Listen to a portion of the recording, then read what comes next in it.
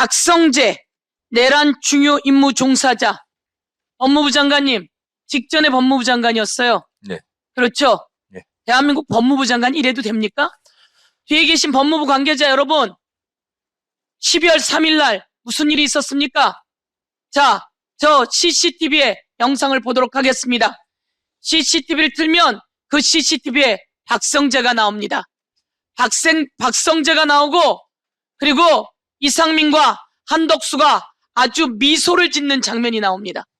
법무부 장관님 어제 재판에서 저 CCTV 공개된 거 보셨죠? 네, 봤습니다. 그 CCTV 공개는 어떻게 해서 공개된 겁니까? 직위원은 재판도 공개하지 않았어요. 직위원 판사는. 그런데 우리가 재판을 공개해야 된다. 그리고 특검법을 개정하면서 저 재판은 중개해야 한다. 그리고 공개가 원칙이다. 이렇게 해서 공개가 된 겁니다. 맞죠? 네, 그렇습니다. 온 세상의 국민들이 다 봤습니다. 저기 앉아있는 저 장관들, 저 자리에 박성재가 있습니다. 박성재는 무슨 일을 벌여서 지금 오늘 구속영장 심사가 벌어지고 있는 겁니까?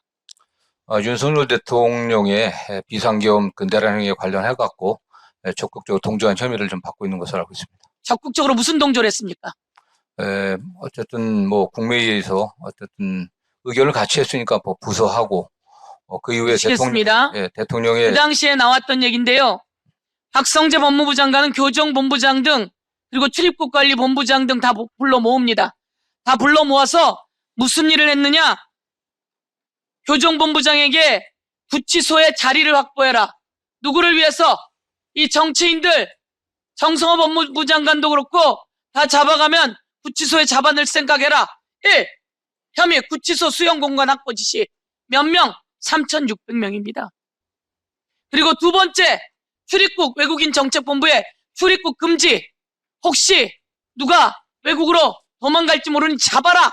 라고 박성재 법무부 장관이 지시한 겁니다. 이 내용 지시해놓고 숨겼는데 이 문건이 다 드러난 겁니다. 다 보세요. 윤석열이 박성재에게 지시했고 구치소 수용 공간을 확보해서 3,600명 잡아 넣으라고 했고 그리고 출국 금지 시키라고 했어요. 이게 삭제된 문건이 다 복구가 된 겁니다. 맞습니까, 장관님? 뭐 그렇게 알고 있습니다. 도대체 이게 대한민국의 법무부 장관이 할 일입니까, 여러분? 이런 법무부 장관 오늘 구속영장 발부되어야죠.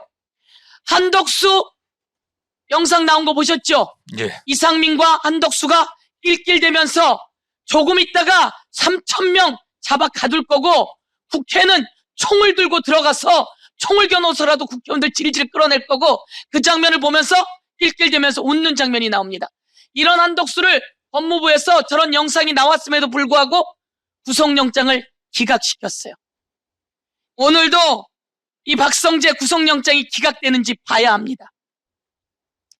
이런 박성재가 있었던 검찰이 대한민국에서 이런 검찰 그대로 두셔야 합니까? 특검이 철저히 수사해서 검찰을 확실히 개혁하셔야 합니까? 뭐 국민적 요구에 따라 좀 특검이 엄정하게 수사를 하고 있고요.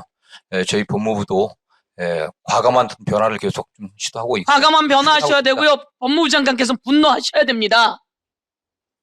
성상원 검찰국장 이런 일이 있었습니까? 박성재 법무부 장관의 지시 알고 있었습니까? 제가 법무부에 근무하지 않았어요. 알고 있었어요? 몰랐어요? 몰랐습니까? 예. 이제 알았습니까? 네. 법무부에서 이런 일이 벌어졌다는 걸 다시 한번 국민 앞에 알려드리면서 박상용 검사 감찰하고 있습니까? 지금 그 서울 고검에서 그 이화영 전 부지사 관련 사건에 대해서 감찰하고 있습니다. 위원장님 잠깐만 멈춰주시고 이화영 증인 앞으로 나와 주십시오. 잠깐 멈춰주십시오. 증인이 이동하는 시간을 멈춰주세요.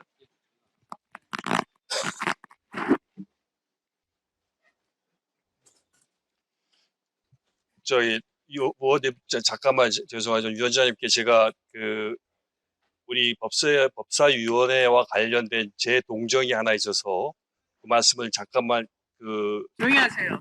포함시키지 않고 좀 말씀을 드리도록 허락을 좀 해주십시오. 짧게 말씀드리겠습니다. 네. 제가 작년에 이 법제사법위원회에서 박상용 시간이 지나가는데 아니 그 시간 빼주십시오. 시간 멈춰주십시오. 그러면 제가 질의를 하고 그렇게 하겠습니다. 잠깐 멈춰 주시고 네, 네. 제가 질의를 하고 나서 하십시오. 그렇게 하겠습니다. 예, 예. 예. 시간을. 자, 이화영 증인이 지난번에 나와서 이재명을 엮으려고 합니다. 쌍방울과 대북송금과 이재명을 엮으려고 합니다. 그 엮으려고 하는 과정 속에서 연어도 들어오고 술도 들어왔습니다. 그리고 검사의 회유가 있었습니다. 이렇게 증언했습니다. 그랬더니 검사들이 아니다라고 득달같이 달겨들었어요. 그런데 지금 법무부에서 조사안이 다 나왔어요. 술도 들어갔고 그리고 김성태와 방용철과 이화영을 같이 불러냈다. 그렇게 불러서 대질 조사 시켜놓고 조서는 작성하지 않았다. 이런 자료가 다 나왔어요. 맞습니까? 그렇습니다. 술도 박상용 검사 허락하에 들어갔습니까? 박상용 검사가 허락했는지에 대해서 는 모르겠으나 박상용 검사가 동석한 자리에서 술자리가 있었습니다. 박상용 검사가 동석한 자리에서 술이 있었습니까? 그렇습니다. 같이 그리고 이재명을 엮으려고 그들이 노력했습니까? 그건 뭐 아주 자명한 사실. 이재명을 엮으려고 노력한 겁니까? 그렇습니다. 이재명 당시 대표에 대해서 제가 진술을 하면 저는 형을 감면하거나 바로 석방해주겠다는 조건을 끊임없이 제시했습니다. 아주 중요한 이야기입니다. 누가 위증인지는 살펴봐야 합니다. 부인을 데리고 와서 부인을 데려다 주겠다라며 회유, 협박도 했습니까? 그렇습니다. 아들에 대해서도 구속하겠다고 협박했습니다. 아들에 대해서 뭐라고 했습니까? 구속시키겠다고 협박했습니다. 구속하겠다고 협박했습니까? 그렇습니다. 예, 법무부 장관께 요청합니다. 박상용 검사 여러 가지 일들이 많습니다. 다른 검사도 많습니다. 지난번에 나와서 이 장소에서 저희들을 째려보는 모습에 저희들이 섬뜩했습니다. 오늘 자 소주가 있었다는 이야기가 있는데요. 소주 얘기 다시 한번 찾아냈습니다. 소주 2023년 5월 17일 띄워주십시오. 5월 17일 1,800원 결제가 있습니다. 여기 12,100원 이마트에서 12,100원 결제가 있고요. 그리고 그 다음에 1,800원 결제가 있습니다. 이 1,800원 결제는 자 다음 장을 제가 넘겨보겠습니다. 당시 23년 이마트의 소주값이 1,800원입니다. 1,800원입니다. 이 1,800원 하나로 대한민국의 검사가 무슨 짓을 했는지 대통령으로 이재명을 엮고 이화영을 엮어서 쌍방울과 엮어서 그리고 대한민국 비상경 준비를 해오는 그 과정이었다. 저는 이렇게 낱낱이 공감합니다. 이화영 증인은 그 당시에 있었던 일과 아까 하고자 했던 이야기를 다시 한번 정리해서 말씀해 주십시오. 네, 위원장님, 제가 작년에 이 법제사법위원회에서 마이크에 대고 가까이 해주십시오. 박상용 검사 탄핵 청문회에서 제가 증언한 증언 때문에 지금 현재 수원지검으로부터 위증 혐의로 기소가 되어서 재판을 받고 있습니다. 제가 이 위원회에 드리고 싶은 말씀은 제가 이 위원회가 아직 박상용 검사 탄핵에 대해서 소기의 과정을 마치지 않은 상태인데 그래서 제 증언이 과연 사실인지 아닌지 위증인지 아닌지 여부를 이 위원회가 아직 판단하지 않고 있습니다. 그래서 그럼에도 불구하고 특정 정당의 어떤 당시의 윤석열 정치검찰에서 특정 정당에 저는 고발을 사주했다고 생각을 합니다. 그래서 그 특정 정당이 저를 이 위원회 전체 의원님들의 결의가 아니고 특정 정당의 일부 의원들이 수원지검에 고발을 했고 그 수원지검에서는 바로 고발을 받자마자 위증 혐의로 기소를 하였습니다. 그 과정에서 저나 혹은 저의 변호인들을 검찰이 불러서 이 관계에 대해서 조사를 하거나 일체의 행위도 하지 않았습니다. 어떤 조서도 없습니다. 그럼에도 불구하고 기소를 했고 또 하나는 그런 과정에서 제가 변론을 받을 기회도 완전히 봉쇄되어져 있고 또 하나는 그 사실 자체에 대해서 지금 계속 다투어지고 있는 상황임에도 불구하고 그런 기소가 진행되었습니다. 그래서 지금 재판을 받고 있는데 상당히 많은 변호사 비용도 들고 고통을 겪고 있습니다. 그런데 지금 그 과정에서 다시 법무부 교정본부를 중심으로 한 법무부 실태조사에서는 또 제가 얘기한 것이 맞는다, 맞다 이렇게 지금 얘기를 하고 있고 또 그리고 그와 관련돼 가지고 지금 지금 법무부 장관이 말씀하신 바와 같이 서울 고검으로부터 저도 조사를 받고 오늘 사실 참고인으로서 조사에 응해달라는 요청을 받았는데 이곳에 참석하려고 조사를 못 받은 상태입니다. 제가 드리고 싶은 말씀은 이겁니다.